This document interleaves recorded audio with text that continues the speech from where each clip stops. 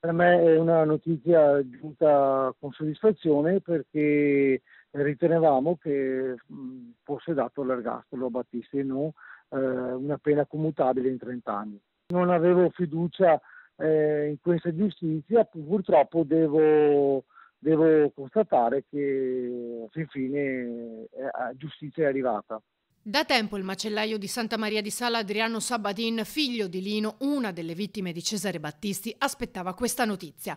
L'ergastolo per l'ex terrorista è stato confermato. La prima sezione penale della Cassazione, dopo una Camera di Consiglio, ha dichiarato inammissibile il ricorso presentato dalla difesa contro l'ordinanza con cui lo scorso maggio la Corte d'Assise d'Appello di Milano aveva negato la commutazione della pena dell'ergastolo in quella a 30 anni di reclusione. Per me non cambia nulla perché nostro padre non ce lo ridà più nessuno, però almeno giustizia è stata fatta, diciamo che adesso può scontare la sua pena tranquillamente. È giusto così.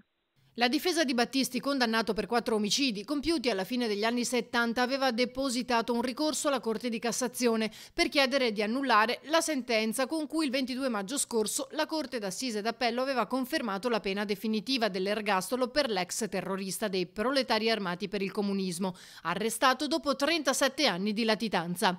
I giudici avevano respinto la richiesta di commutare la pena in 30 anni sulla base degli accordi bilaterali tra Italia e Brasile, paese in cui non è previsto il carcere a vita, a differenza della Bolivia, dove Battisti si trovava al momento della cattura a gennaio di quest'anno.